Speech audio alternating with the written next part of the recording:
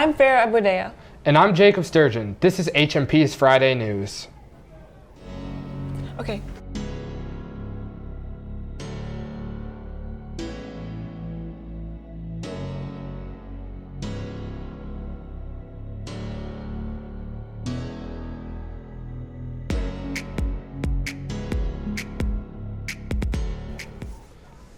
A new club has been created for creative people interested in art. The art club meets in Mrs. Hammond's room every Thursday at 2:30. If you have questions or concerns, ask Mrs. Hammond or Mr. McDonald for more info. A few of Hazlitt's own students recently put together a new website aimed at monitoring the amount of vaping that happens throughout the high school. URLs to get to the website are posted around the school and can easily be reached on any smartphone or laptop with internet access. Once opened, users will be greeted with an easy-to-navigate web page, which includes a lot of background information on the website and its creators. A heat map is then provided, which displays the frequency of vaping around the school. Below that, boxes are available for the user to enter where and when they saw the person vaping, and a box where they can enter their name. This box is completely optional and can be left empty if the user chooses to remain anonymous. A submission box for reporting who was vaping, however, is not included. The site can also be downloaded as an application, allowing even quicker access to the system. We're hoping that more people will use this website to spread more awareness for vaping and increase the school's health overall. Stress levels can be a big factor in any high school. The American Psychiatric Association study released a study about stress levels in students. We sent Max Plesher out to speak with a student and our counselor to learn more about the stress level high school students experience. Hey there, Hazlitt. School has been recently getting really stressful, and a study even came out showing that the average student now has more anxiety than a 1950s insane asylum patient. We caught up with some students around the school to see what they think about this issue. And obviously stress has been rising in school over the years with stats like the average student now has the same anxiety as a 1950s insane asylum patient. What is your take on that issue? I mean, I think that school, nowadays, we have so much homework every night that it takes us usually like an hour or so to even finish our homework. And like, that's so much, especially since we spend like 8 hours here. I mean, why can't we fix most of that into what we're learning here? Why do we have to do so much at home? Would you also say that any outside of school factors contribute, like social media or sports and just wanting to excel? I mean, like with sports, for example, I play football, and like that takes up a lot of my time. I mean, we have to work out from 2:45 to 4:15 every day. So I get home by like 4:30, and then I have to do all my homework after that. And then my parents, if I don't get a good grade in the class, they, badger me that I didn't do good. Obviously, high school is an extremely stressful thing for a lot of students. And it seems that as generations progress, it only gets more stressful each time. We decided we're going to catch up with Hazlitt's counselor, Mrs. Brunchflower, to see what she thinks about this issue. So what do you think about the rising stress levels and anxiety in students nowadays? I think that one of the big things with rising stress levels is that is a definite piece that is happening, but there's a lot of factors that contribute to that. I think social media, a lot of the pressures that go in with that play a huge factor, and I think if we start looking at everything, social media really can impact student stress levels. That's one of the big things that we hear from students in general. I think there's a lot of pressure with high schools in the sense of the academic preparedness and what are you going to do beyond here.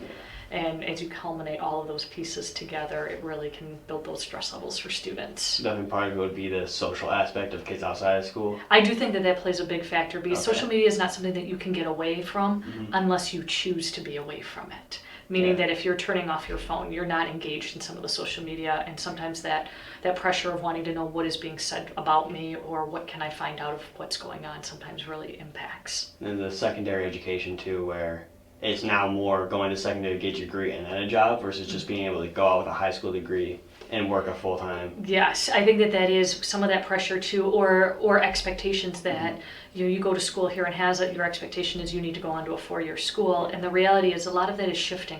There's such a need for skilled trades and different pieces right now that it is going to be possible for some to walk out of high school and to get into an apprenticeship or a skilled trade program that you could walk out with a decent paying job with everything.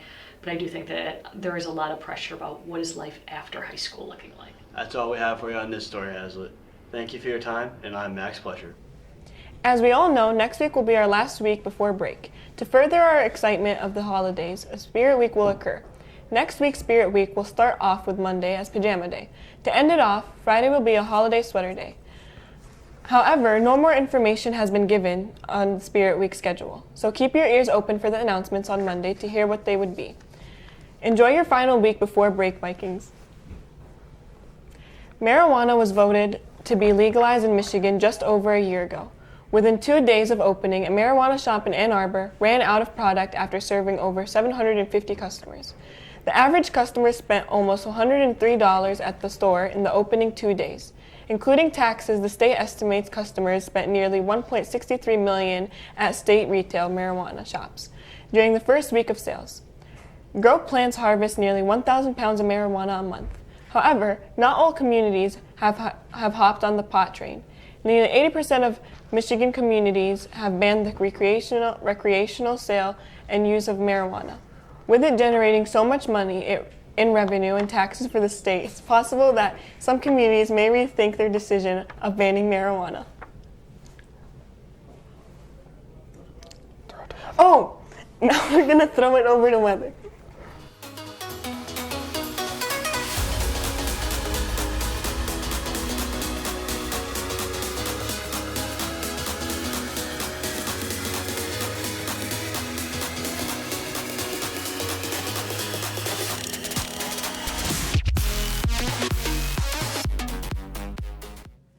Hey Hazlitt, how's it going? So it's looking like it's going to stay a pretty mediocre day today, and as we move into the weekend, it looks like it might brighten up on Sunday. Now as we head into Monday, you might want to be careful driving on the roads. We're going to get some pretty heavy snowfall. And as we move on later into the week, it's looking like it's going to brighten up, stay pretty cold, so make sure to grab your jackets. Now we're going to go back to the desk with sports.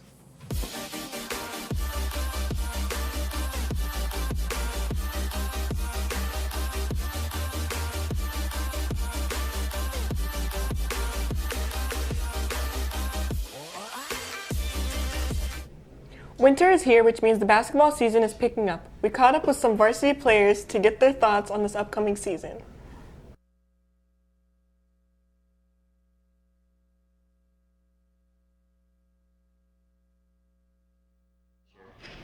I think we can go just as far. Just depends on how hard we work and how well we do in practice and games.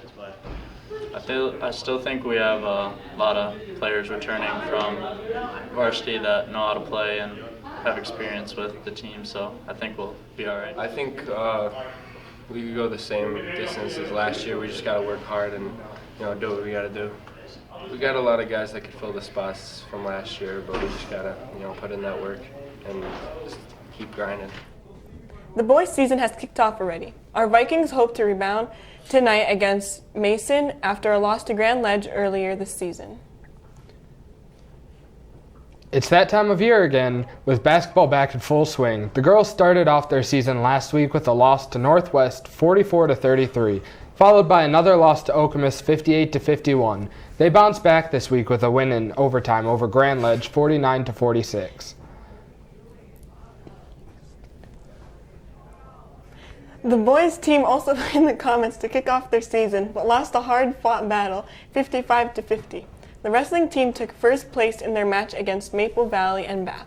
Good luck to both boys and girls basketball teams tonight as they try to defeat the Mason Bulldogs at home.